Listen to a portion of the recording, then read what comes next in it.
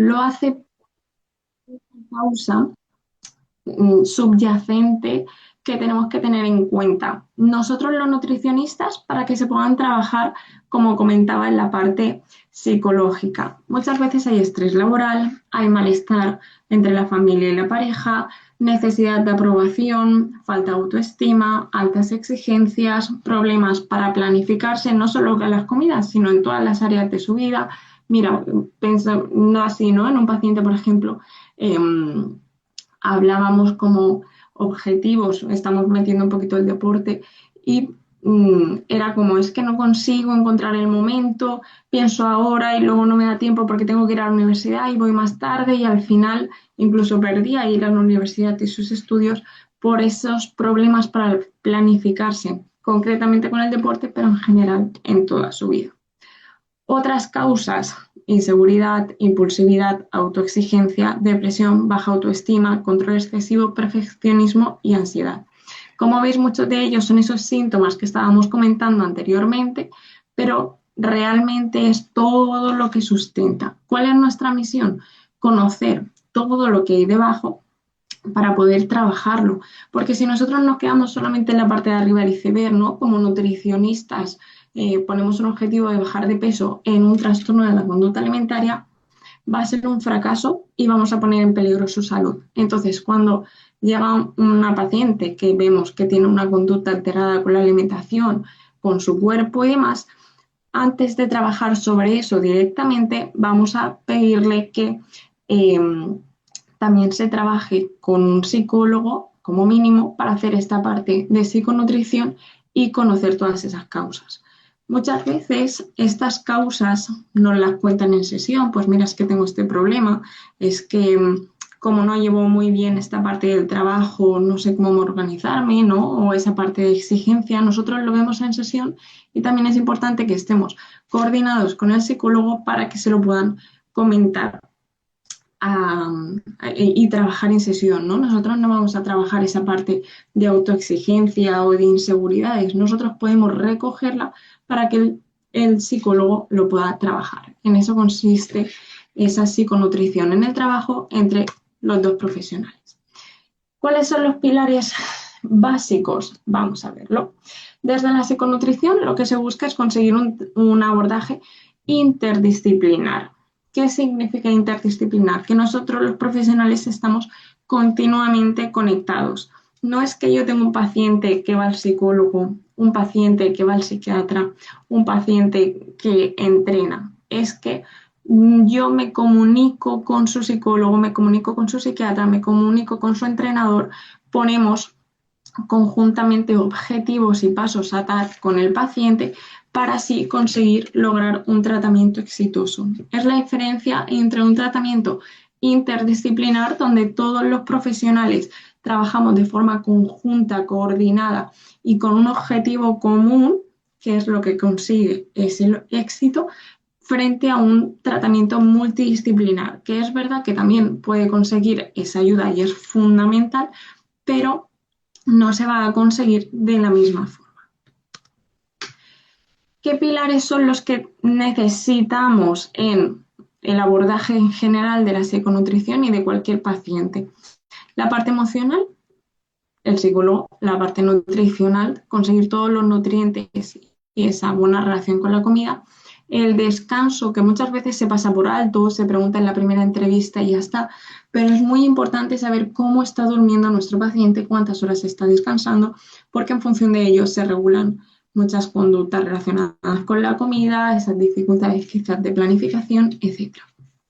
Y la actividad física, que en algunos momentos, cuando hay un infrapeso, cuando hay un riesgo vital o cuando la sintomatología alimentaria es el deporte, pues no se va a practicar, ¿no? Se cesa, se dice, mira, de momento no puedes hacer actividad física porque lo estamos haciendo en contra de la salud, pero sí que es un objetivo a recuperar y a trabajar un poquito más adelante, porque queremos que nuestros pacientes estén sanos y tengan buenos hábitos en todos los sentidos.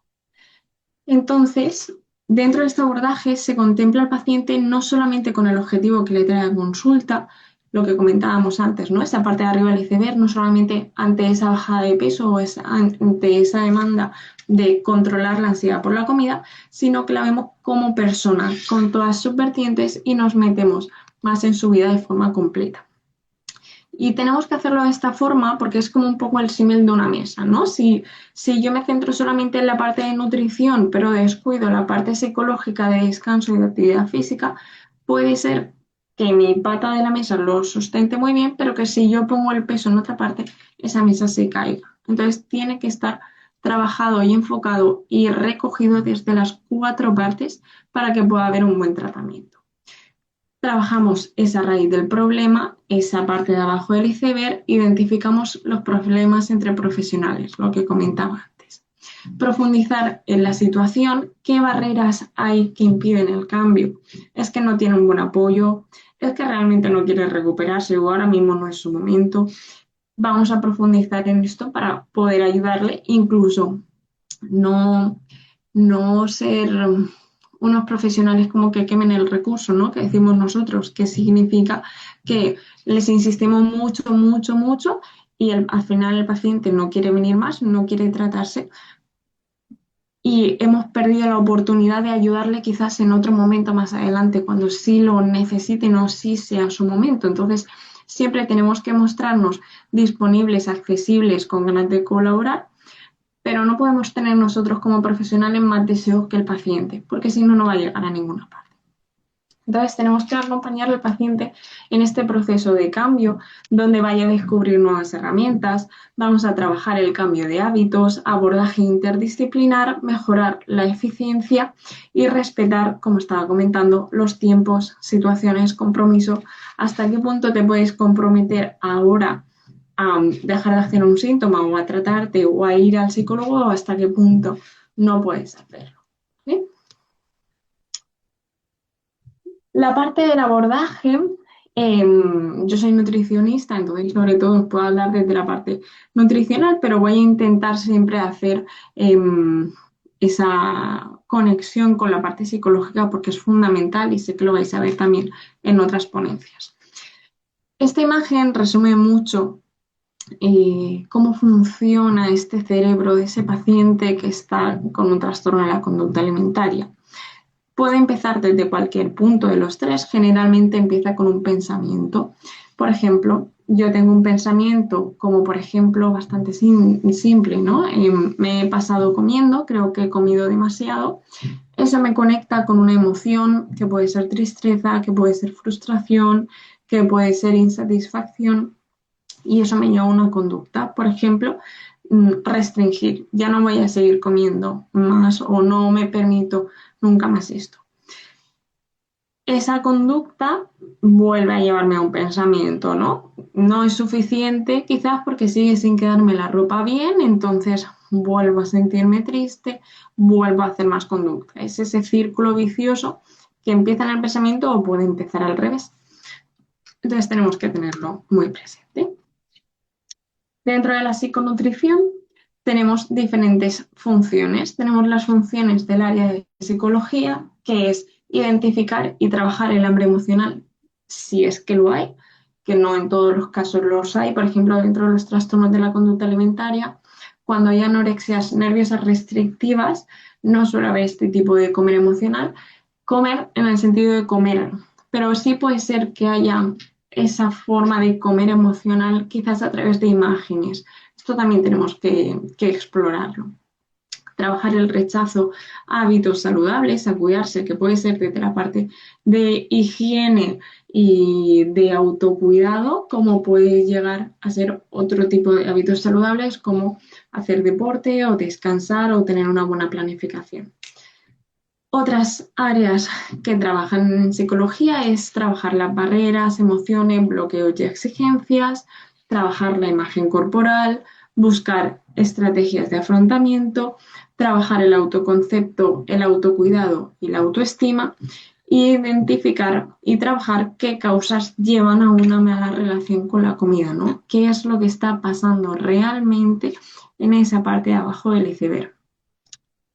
Por la parte de nutrición, las funciones que tenemos es analizar los hábitos dietéticos, cómo está comiendo nuestro paciente, trabajar aversiones y rechazos alimentarios, ver si es por gustos, si es por texturas, si es porque me recuerda algo o si es por un miedo a trabajar conceptos como qué es el peso, qué es la grasa, qué son alimentos buenos, qué son alimentos malos, ir quitando mitos, que hay muchísimos, ahora vamos a ver algunos de ellos, pero es muy importante identificarlos y trabajarlos porque esas creencias erróneas condicionan mucho la forma de comer.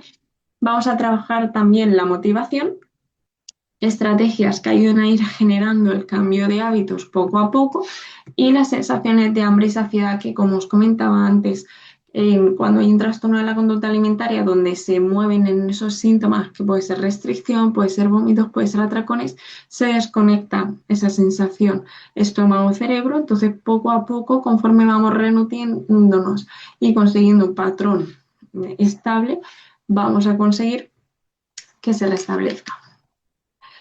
Y como comentaba antes, sé que insisto mucho sobre esta idea, pero es que es fundamental que lo tengamos claro. Esto no consiste en que el psicólogo trabaja esta parte y el nutricionista la otra, sino que cada uno desde nuestra parte tenemos que juntarnos como un engranaje para que pueda ir fluyendo todo y el paciente se recupere al 100%. El tratamiento tiene diferentes fases. La primera es reconocer e identificar que tengo un trastorno en la conducta alimentaria, cuáles son los síntomas que tengo y qué me está causando este trastorno de la conducta alimentaria, cómo ha empezado todo, qué es lo que hay en la parte de abajo. Muchas veces parece algo muy común o muy normal saber que es un síntoma, pero caemos desde esa parte profesional. Muchos pacientes no saben que si un día tenían planificado un entrenamiento con un equipo de voleibol y lo cancelan por lluvia y hacen deporte en casa porque si no lo hacen se sienten mal, es un síntoma de trastorno de la conducta alimentaria y ellos pueden no saberlo. O, por ejemplo, otro paciente que me viene a la mente que sea atracones, son atracones subjetivos, no llegan a ser de gran cantidad de comida, pero como en su cabeza ya lo tiene como atracón, luego restringe. Y él en su cabeza no lo ve como un síntoma, es como, no es una consecuencia de lo que he hecho antes, ¿no? Y es como, no, es que eso también es un síntoma, esa restricción.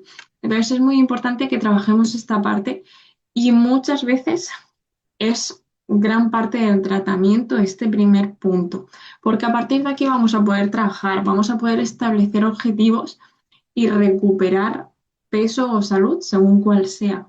Si el paciente no identifica qué le está pasando, no va a querer estos objetivos de recuperar salud porque no lo va a ver como una pérdida de salud.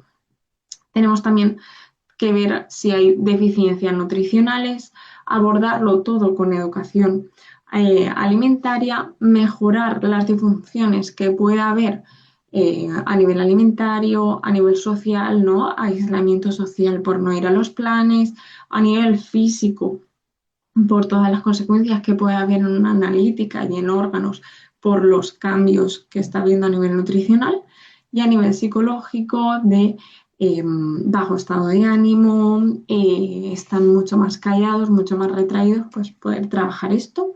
Y por último, llegamos a la normalización y recuperación y el trabajo de la prevención de recaídas, que es algo que puede pasar, pero no significa que ya no haya solución o un trastorno de la conducta alimentaria no se pueda recuperar al 100%, sí se puede recuperar, simplemente se vuelve a trabajar esos puntos que todavía no se habían trabajado, quizás porque no era el momento o no estábamos en esa fase y seguir trabajando. El plan de acción siempre tiene que ir enfocado hacia modificar todas esas conductas que son inadecuadas. A ver. ¿Qué vamos a evaluar? Vamos a evaluar toda la información general que cogeríamos con cualquier paciente y información específica relacionada con la relación con la comida. Y aquí, por ejemplo, nos podemos ir a ¿te sientes bien cuando comes una pizza un martes? ¿O te permites que no haya verduras entre semana? ¿O qué pasaría si tú te planificas las comidas para que haya de todo, pescado, legumbres, carne, cereales integrales, etcétera, y se cambia el plan? Cosas tan sencillas como esas son preguntas que tenemos que hacer. También vamos a recoger un poquito la historia dietética, si están trabajando con otros profesionales o si han trabajado anteriormente con otros nutricionistas, cómo han sido, por qué han ido, qué les ha pasado. Esto lo vemos mucho, por ejemplo, en personas que son dietantes crónicas, ¿no? Que llevan toda su vida a dieta intentando bajar de peso y van a un profesional y consiguen bajar de peso, pero a los meses o a los años vuelven a recuperarlo y van a otro profesional y consiguen bajar de peso, pero luego vuelven. Es como, ¿qué está pasando? ¿Qué diferentes profesionales no consiguen que esa persona cambie de hábitos? Quizás es porque nos estamos quedando en la parte de arriba del iceberg y no estamos trabajando la parte de abajo. Entonces, esto es muy importante que lo preguntemos también para poder eh, trabajarlo y que realmente sea un éxito y que esa paciente no tenga que ir dentro de 3 años a otro nutricionista. Vamos a pedirle un registro 72 horas de todas las comidas y entre medias vamos a preguntar por posibles atracones, posibles sobreingestas, si hay picoteo, si hay restricciones, si hacen actividad física, cómo de flexibles son con la actividad física que hacen. Esto en las primeras sesiones puede ser que no sean honestos o puede ser que no, porque muchas veces tienen vergüenza si hay atracones o quieren hacer como que lo hacen todo bien. Está conectado al micrófono.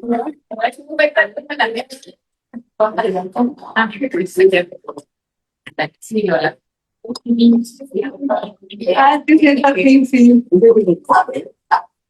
Bueno, vamos a determinar también el tiempo de evolución y niveles de ansiedad y miedo que hay a las diferentes comidas, identificar pensamientos y creencias que hay relacionados con las formas de comer, analizar esas sensaciones de hambre y saciedad y ver qué dudas tienen sobre la alimentación. Todo ello junto con el tratamiento de un psicoterapeuta. Las primeras pautas que damos siempre cuando viene un paciente con un trastorno de la conducta alimentaria es que hagan registros alimentarios y registros con fotos para ver qué cantidades son las que se están poniendo realmente. Vamos a ver, intentar poco a poco que haya más conciencia de los síntomas, ¿no? Que se vayan dando cuenta, que los escriban, no pasa nada, si has vomitado, dime que has vomitado, si has tratado un atracón, no pasa nada, dímelo. Si tus padres te han puesto pan en la cena y no te lo has querido comer, escríbelo, todo eso tiene que estar registrado, ¿no? Si hacen más ejercicio, ¿por qué? Porque así poco a poco se van a ir dando cuenta de qué cosas están haciendo. Otra de las pautas que siempre ponemos es 5 comidas al día. Es una pauta que en todas las recomendaciones y guías de trastornos de la conducta alimentaria está. Que hagan desayuno, almuerzo, comida, merienda y cena, aunque nunca lo hayan hecho, ¿no? Porque muchas veces como, pero yo nunca lo he almorzado, yo nunca he merendado, y lo entiendo, y sé que es difícil, pero tenemos que intentar restaurar con estas 5 comidas al día. Y conforme vayamos tratando, iremos dándole más flexibilidad. Tenemos que soltar el control. Esto es de los puntos más duros y luego de los que más agradecen. El paciente, como os comentaba antes, ¿no? Tiene toda la parte de abajo emocional del iceberg y la parte de arriba, que es la de la comida, el peso, es la que ellos controlan, con las que ellos se manejan. ¿Qué pasa? Que tenemos que conseguir que esa parte de arriba no sea síntoma, que sea funcional. ¿Cómo conseguimos eso? Cediendo el control. No pueden cocinar, no pueden prepararse, no pueden servirse, incluso muchas veces tampoco ir a comprar. ¿Por qué? Porque van a elegir la opción menos calórica, con menos azúcares, con menos grasa, que sea más alta en proteínas, que no se cambie la marca, ¿no? Entonces, toda esa parte de control alimentario lo tienen que soltar y cederlo a las familias o a nosotros según el tipo de tratamiento para poder sanar y luego no volverán a coger. De hecho, esto luego les cuesta mucho. Cuando ya se han acostumbrado a no controlar nada y hay una recuperación, entonces es cuando decimos, bueno, pues es hora de empezar a cocinar, de ir a un supermercado y entonces aparece mucha ansiedad, miedo no hacerlo bien, así vuelve a aparecer el síntoma, pero bueno, eso no significa nada, simplemente que, que lo tenemos que trabajar.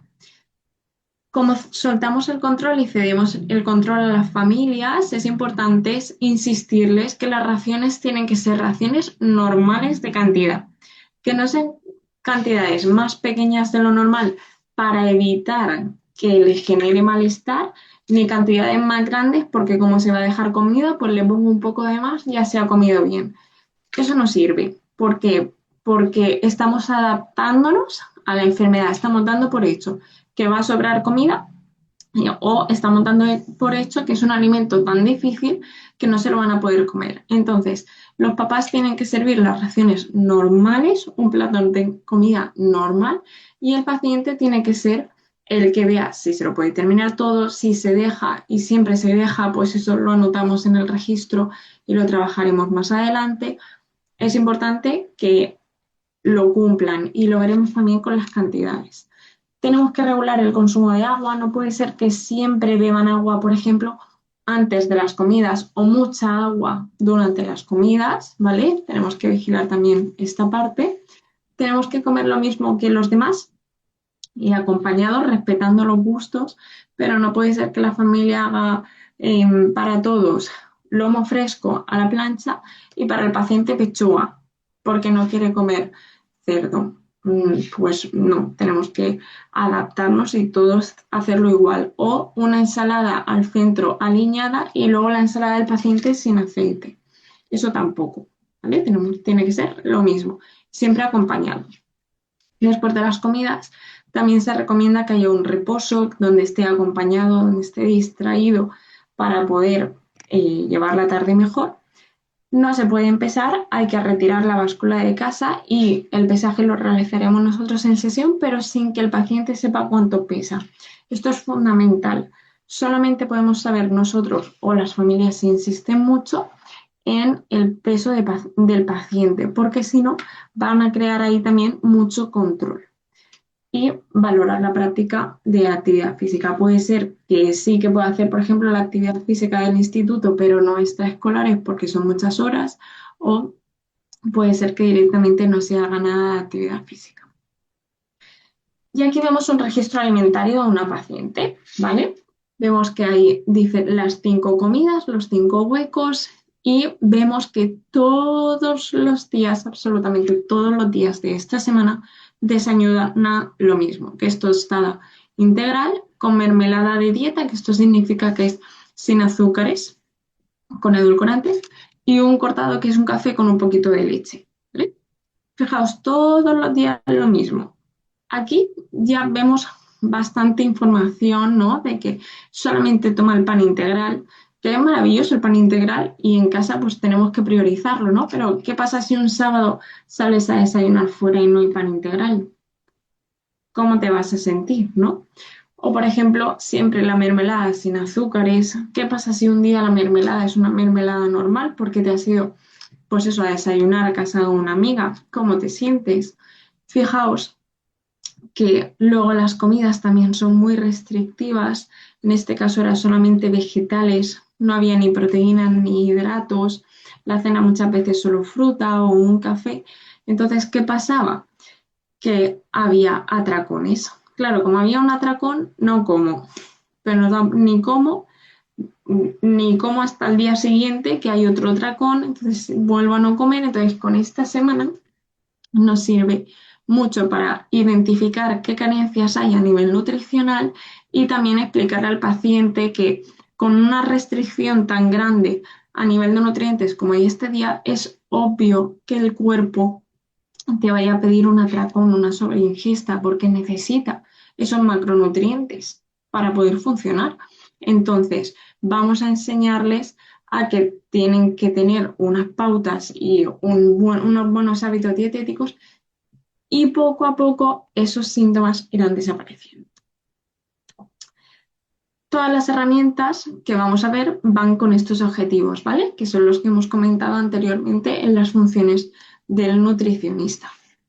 Fijaos, dentro de analizar hábitos dietéticos, este es un registro donde se registran tanto las comidas como las emociones antes de comer, después de comer, con quién estaba, si hay algún alimento que no he comido y alguna observación.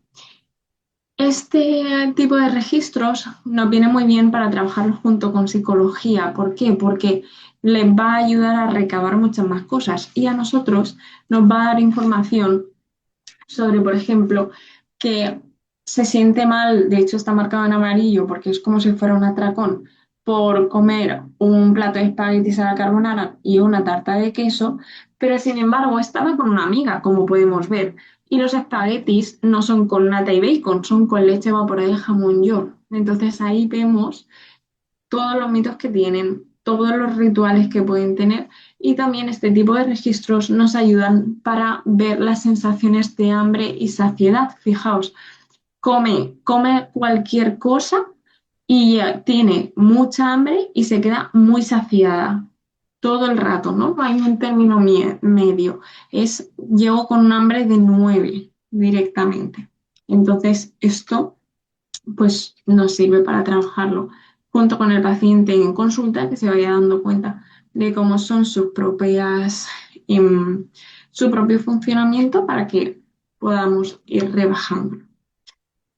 El registro fotográfico nos sirve también para ver cantidades. Por ejemplo, este es el plato de una paciente que se daba atracones y esto era una comida principal del mediodía y hay una lata de pescado, un tomate triturado y un trocito de pan. Claro, aquí vemos cómo es normal que luego pueda aparecer por la tarde-noche una sobreingesta. ¿Por qué? Porque no cubrimos unos mínimos. Esta paciente, si no recuerdo mal, pesaría en torno a unos 120, unos 130 kilos. Entonces, no es suficiente este plato para saciarse. Entonces, trabajar con esta parte de registros nos ayuda a poder trabajarlo con el paciente y mejorarlo. Y aquí estos registros donde vemos los platos de comida antes y después, pues vemos que es muy significativo que lo único que se ha comido ha sido las verduras y un poquito de carne y se ha dejado prácticamente todo el arroz. De hecho, fijaos en uno de los síntomas que suelen hacer los pacientes con trastornos de la conducta alimentaria, que es esparcir la comida por el plato, ¿vale? Para que parezca que que ha cambiado la variedad y que sí que ha comido algo, pero realmente es la misma cantidad de comida. Seguramente no cogería ni un grano de arroz, pero parece que sí algo ha comido, ¿vale? Y aquí pues igual también vemos penas y demás que según el paciente pues tendremos que modificar las cantidades. Y esta es una de las herramientas para trabajar aversiones y rechazos alimentarios, no centrados tanto en el gusto, sino en la parte del trastorno de la conducta alimentaria, ¿vale? La lista de alimentos prohibidos. Alimentos que me generan mucha seguridad, con los que yo me siento bien, alimentos que regular y alimentos que me dan miedo. Fijaos en este caso, como la paciente marcaba todos los que son verduras, vegetales, el atún al natural y otras verduras y vegetales lo ponía en el 5 y todo lo demás en el 10. Da igual que sea un trozo de pan blanco, un donut, una pizza o otro tipo de frutas, por ejemplo, ¿no? Directamente iban a ese extremo. Entonces, a raíz de este tipo de listas, pues nos sirve para poder trabajar con el paciente. Bueno, vamos a graduarlo un poco, ¿no? ¿Cómo vamos a ir trabajando? Vale, pues lo que antes era un 0, igual ahora pasa a ser un 1 de seguro o un 5 de seguro, ¿no? Vamos a ir moviéndolo. Y en sesión, por ejemplo, podemos hacer una exposición gradual a esos alimentos que dan más miedo, ¿vale? De hecho, es algo que os recomiendo que hagáis si tenéis la oportunidad. Generalmente, en nuestro caso, como trabajamos siempre con la parte de psiconutrición, ¿no? Siempre en coordinación con psicólogas, lo hacemos juntas. La psicóloga y yo nos juntamos en una sesión y hacemos una exposición a un alimento que dé miedo, como puede ser un vaso de leche con cereales de chocolate. Y lo hacemos juntas y vamos viendo qué dificultades están apareciendo, reestructuramos creencias, hacemos educación alimentaria, también a nivel sensorial, de emociones, qué pensamientos están apareciendo. Eso lo hacemos de forma conjunta y la verdad que es muy bueno. Y una vez que ya lo hemos hecho en la sesión, lo podemos hacer en casa, ¿no? Podemos ir pactando, mira, pues vamos a pautar que esta semana, en el caso de esta paciente, por ejemplo, vamos a introducir el plátano, ¿no? Y entonces vamos a ver todos los pensamientos que se asocian con el plátano. Pues una fruta que tiene mucho azúcar, es una fruta que engorda, es una fruta que no se tiene que abusar de ella, es una fruta que solamente me la puedo comer cuando termino de entrenar, ¿no? Entonces vamos a ver todas las ideas que van apareciendo para poder reestructurarlo, conseguir que haya una toma de conciencia y finalmente pues una adquisición de hábitos saludables y comer sin miedo. Que esto no significa que el paciente coma todos los días galletas, dulces, yogures azucarados, ni muchísimo menos, sino que no le tenga pánico, que en su casa pueda tener de forma habitual yogur natural, pan integral, legumbres, etcétera, pero que si algún día le apetece un yogur azucarado, se lo coma sin ninguna culpa, sin ninguna compensación y sin ningún malestar. Es esa combinación entre comer desde una parte nutricional completa, pero también con la parte de sabor y de placer que no se nos puede olvidar que es muy importante que esté, porque si no, pues es fácil que aparezcan los trastornos de la conducta alimentaria. Aquí os dejo algunas herramientas y conceptos que también solemos trabajar, aunque los comento simplemente porque sé que tenéis otras ponencias donde vais a hablar de ello. Al final es trabajar lo que es el peso, qué cosas influyen en la báscula, cómo podemos medir y conseguir logros nutricionales, no solo basándonos en la bajada del peso, ver también la motivación, ¿no? Lo comentábamos antes como objetivo. Voy mejorando la confianza en mí mismo, el comer entre horas, el ejercicio, la alimentación emocional, el descanso, conforme van pasando las sesiones de nutrición, ¿no? Todas estas cosas son objetivos y parámetros que no se suelen tener tan en cuenta, pero que son fundamentales dentro del éxito de una recuperación total en una sesión de nutrición. También simplemente fijaos, esta herramienta fue un folio que yo le puse en tarea, todo lo que aparezca en tu cabeza, que no esté de acuerdo o que te dé miedo con lo que te pongan tus padres en las comidas, ¿no? Como hacemos el control, anótalo en esta hoja y pues van saliendo miedo al pan, miedo al yogur, frutos secos, hidratos, arroz, pasta y empiezan a aparecer muchas dudas. ¿Es lo mismo el pan blanco y el pan integral? ¿Es verdad que la fruta después de las comidas engorda? Pues esto así tan básico como un folio nos permite poder trabajar mucho y contenido para muchas sesiones de educación alimentaria. Herramientas de toma de conciencia, qué es una alimentación restrictiva, qué consecuencias tiene una alimentación restrictiva, el círculo del atracón, qué consecuencias tiene un atracón, qué puedo hacer antes, durante y después de un atracón. También muchas veces la mentalidad de dieta, ¿no? ¿Qué significa estar a dieta? ¿Qué consecuencias hay cuando yo me pongo a dieta? Y os voy a contar que, por ejemplo, esta tabla, ¿no? De síntomas físicos, subir de peso, metabolismo lento, síntomas sociales, yo todo esto se lo paso a mis pacientes. Yo trabajo en un centro de día con trastornos de la conducta alimentaria y, y yo se lo pasé a mis pacientes para que me dijeran qué creían, todos estos síntomas, qué creían que era, ¿no? ¿De qué estábamos hablando cuando yo les ponía todas estas frases? Y me decían de los trastornos de la conducta alimentaria.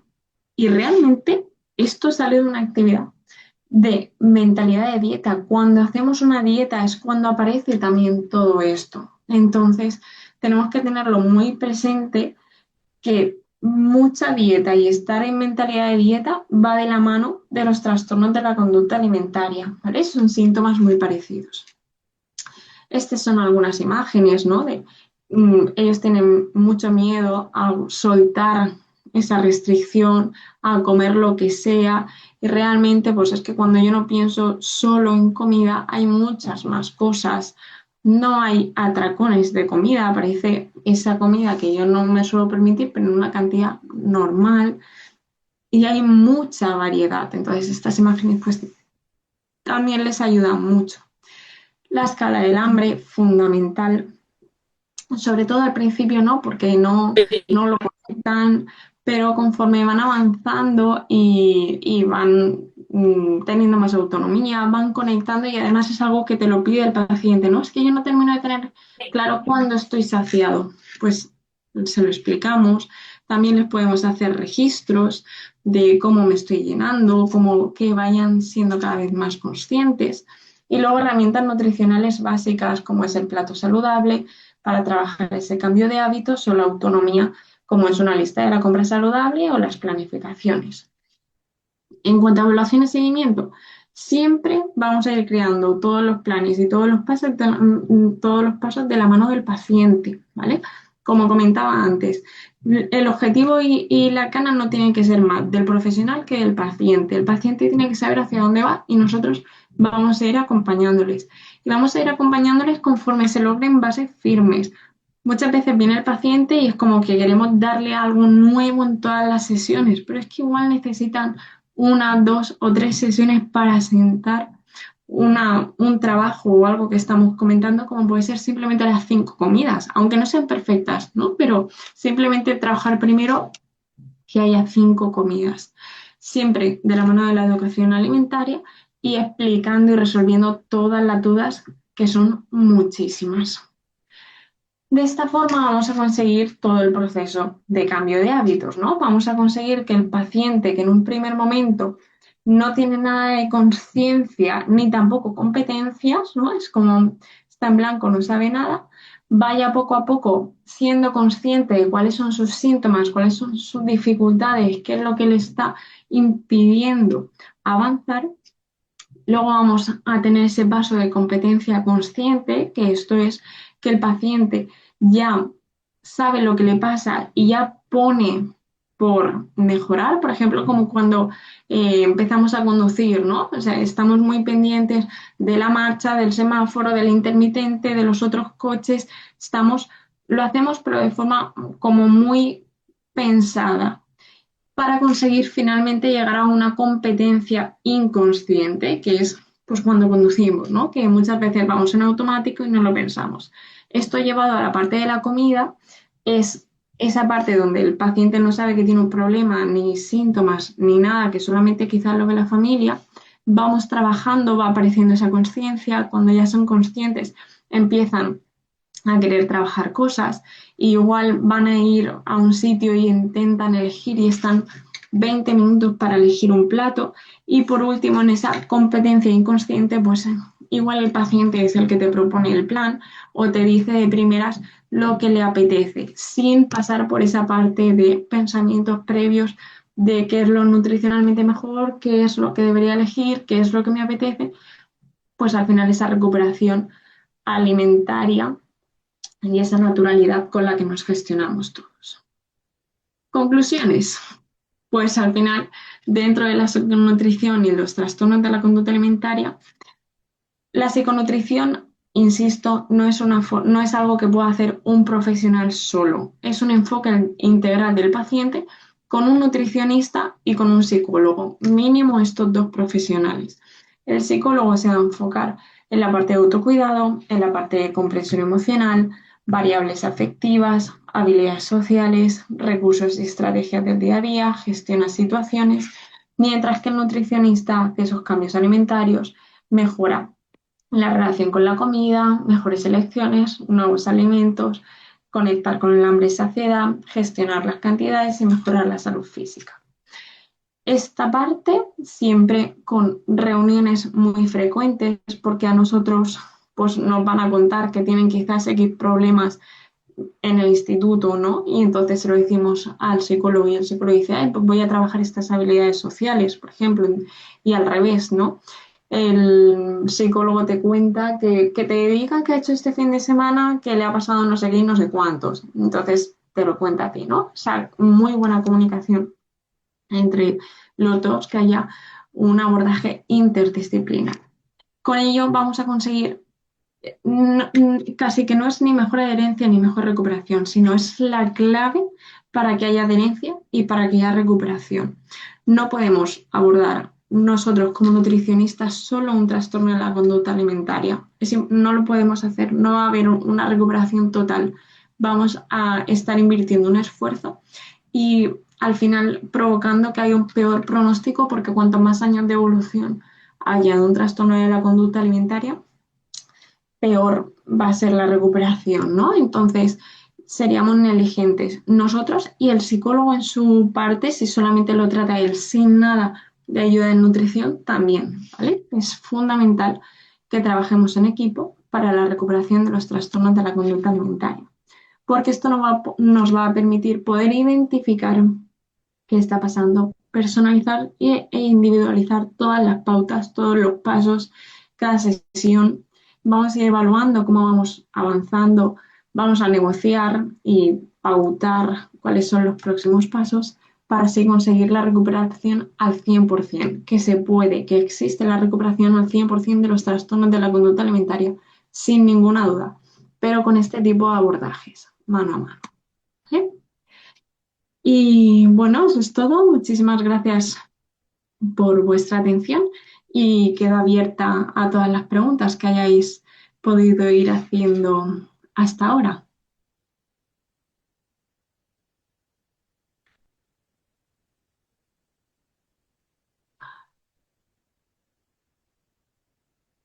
Voy a dejar de compartir pantalla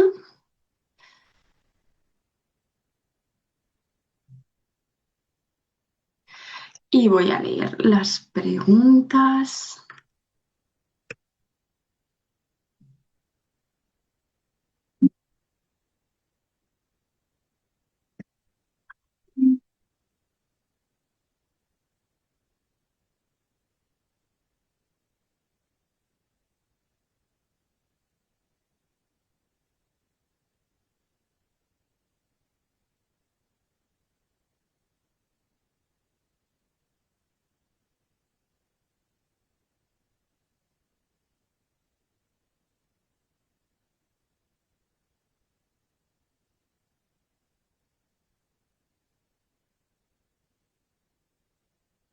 Hay muchas que son sobre gestión del evento, entonces eso se lo dejo a la federación.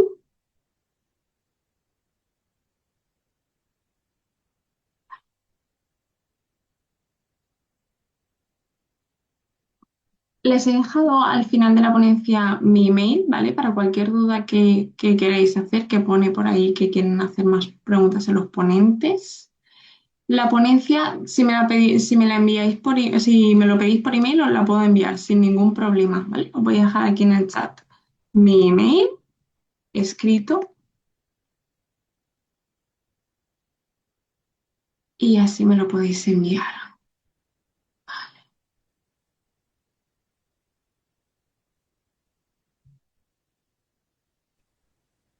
Hola, buenas tardes. Disculpe, ¿podrían enviar al chat para que lo tengamos todos? Porque algunos ya no alcanzaron a entrar y unos entramos a la mitad para que todos lo tengamos. ¿Sí? Gracias. La ponencia, perdón. Sí, está muy bonita, de hecho muy completa. Me encantó. Gracias por la información súper interesante. Gracias. Genial. Pues sí, quien quiera la ponencia, por supuesto, puede escribir al email y se la envío, ¿vale? Porque no puedo compartirlo por aquí porque es un documento muy grande, pero me lo envié, me escribís un email y os lo escribiré todo.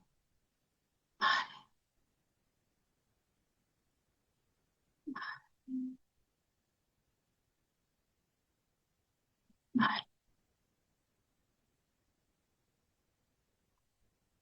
No veo ninguna duda sobre la ponencia. Y yo a mí me gustaría, si usted nos Sí. sugiere con lo que nos acaba de enseñar, si nos Ajá. sugiere dos libros, ¿cuáles serían esos dos libros que sea de una manera práctica, fácil, entendible, que podamos complementar con esto? Gracias. Claro, pues para completarlo con esta parte. Hay un libro que es de Griselda Herrero y Cristina Andrades, que Cristina Andrades creo que estuvo en la ponencia de la semana pasada y Griselda Herrero estará en las próximas, que se llama La psiconutrición. Y es verdad que está enfocado en general, no exclusivamente para trastornos de la conducta alimentaria, pero sí se puede, con todo lo que ellas explican, relacionarlo con la parte de los trastornos de la conducta alimentaria. Y luego el otro libro que os puedo recomendar exclusivamente de trastornos alimentarios, dame un segundo que os lo comento, es este. ¿Cómo abordar los trastornos alimentarios? La persona tras la escafandra, ¿vale? Que la autora, los autores son Eduardo Torres Celdrán.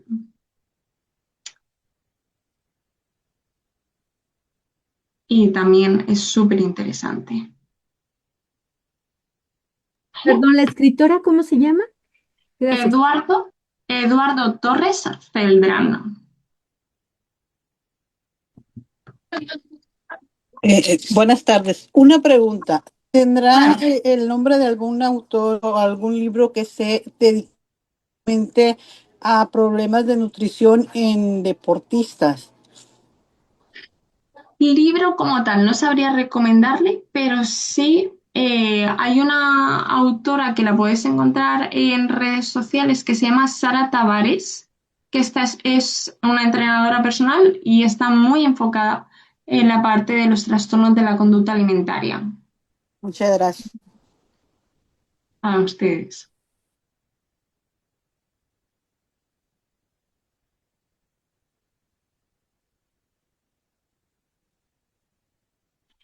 Hay aquí una persona que ha comentado por el chat que pone que se debe tomar en cuenta el síndrome de realimentación en el abordaje de los pacientes con trastornos de la conducta alimentaria de larga evolución.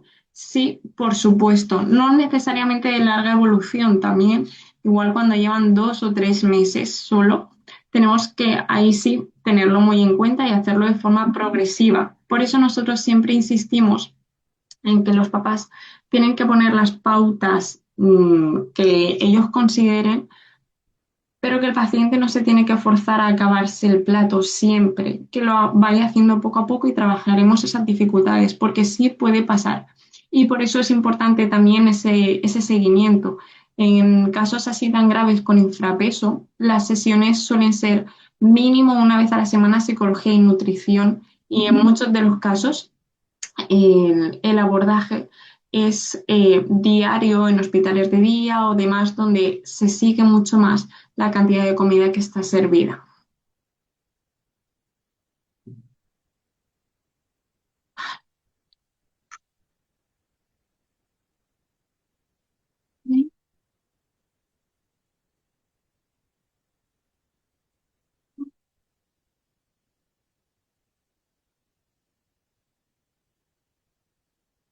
Vale, luego también me preguntan actividades donde poder incluirlas para la toma de conciencia en general. Son todas actividades que he ido recogiendo a través de la práctica, entonces en esta ponencia, pero sé que durante el Congreso hay 2 ponencias más donde hay más herramientas de toma de conciencia, o sea, de psiconutrición, unas enfocadas en la psicología y otras enfocadas en la nutrición, entonces ahí seguro que vais a poder ver más. Y luego hay una página que se llama NOOLS, NOOLS, que también tiene muchas herramientas para la consulta de nutrición, donde se abordan temas generales, pero también muchos específicos de dieta, de trastornos de la conducta alimentaria, etcétera. Bien.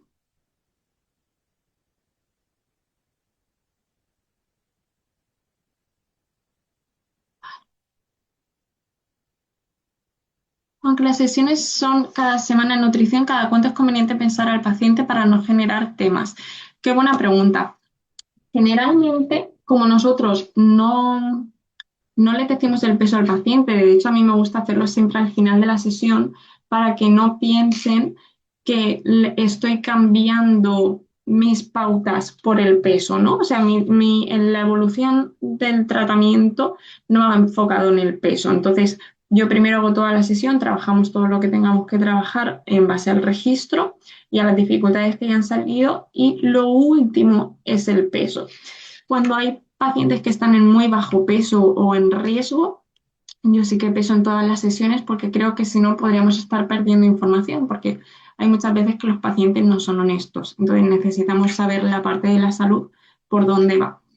Pero si está en un normopeso, pues igual cada 2 semanas, una vez al mes, según el objetivo también que tenga el paciente o la necesidad de control, porque muchas veces si no, si se sienten que no lo estamos pesando, se sienten como demasiado libres y desconfiados.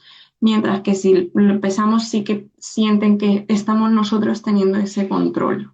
¿Vale? Entonces, como ellos no lo saben, se sienten mejor de esta forma.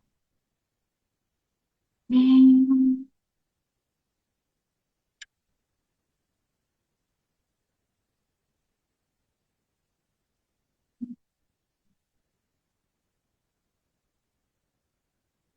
¿Cómo podemos evitar que el paciente vea el peso? Hay algunas, yo por ejemplo trabajo con Tanita y hay un programa que se llama Suite Biológica que nos permite desconectar la pantalla para que no se vea el peso cuando se sube el paciente. Si no, puede ser tan sencillo como en muchas ocasiones yo he puesto un POSIT encima del número, ¿no? Para taparlo. Paciente se ha subido y como se queda registrado cuando se baja, entonces es cuando yo recojo todos los datos. Sí, María Luisa. Nuevamente, buenas tardes. Yo hago algo que me gustaría que me diera su punto de vista, que he visto que Ujú, funciona muchísimo, es, llegan y ellos ya ujú, me dicen cuánto pesan, cuánto miden en su hoja de registro. Eso hay, ujú, porque ellos tienen visitas al médico o algo. Ok. Y ujú, yo lo que le digo, no nos vamos a pesar, no nos vamos a medir de aquí en adelante, solamente vamos a tener un listoncito blanco. Le pido un ujú, listoncito blanco de 2 metros. Y se lo va a poner en la cintura y la primera semana coma todo lo que quiera como lo quiera, nada más se va a observar cada que come, cómo se siente su vientre, qué le dice su cabeza ujú, y qué le dice cada parte de su cuerpo. Cuando come qué, la cantidad que qué es que le diga. Y entonces lo único que al principio se va a poner el listón y a marcar una ujú, rayita roja.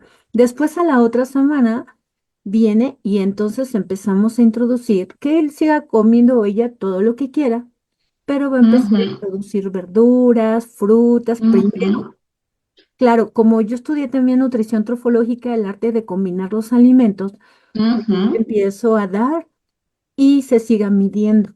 Entonces, por ejemplo, para ujú, pacientes que tienen más de 50 kilos, me ujú, llegan y me dicen, detesto que me pongan a dieta. Le digo, ay, qué bueno que llegaste porque yo nunca te voy a poner a dieta. Vas a ujú, ver el arte de comer lo maravilloso para cuidar tu maravilloso templo. Entonces son ujú, palabras que ellos no están acostumbrados y que no les están evitando ni lastimando.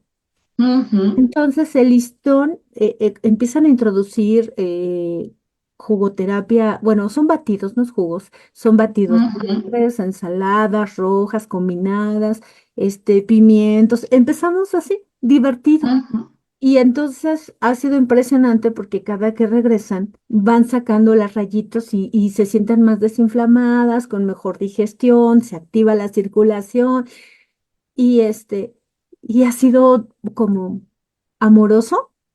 ujú, Y cuando ellos empiezan a ver que se bajan las rayitas y que su ropa le queda grande, ellos ponen más énfasis por gusto para hacer. ujú, Y por ejemplo, el fin de semana se dice, ay, pero es que el fin de semana va a llegar mi familia. No, no te preocupes, tú disfruta. Solo sí, come tus ensaladas, degusta y observa. Y cada que comas algo, huélelo, mastícalo, degústalo, platica contigo, abraza a tu familia. Y eso he visto un cambio amoroso, eh, ujú. pero sin esa marca. Hasta les he puesto unas frases. No estoy a dieta, estoy cuidando mi salud y amándome más. Como por ejemplo esas frases. Es, Ujú. ¿cómo ve? Eso es un punto muy positivo porque estamos quitando la presión en la dieta, ¿no? Como mencionábamos antes, de la presión en el peso, en el número de la báscula. Entonces, por esa parte lo veo fenomenal.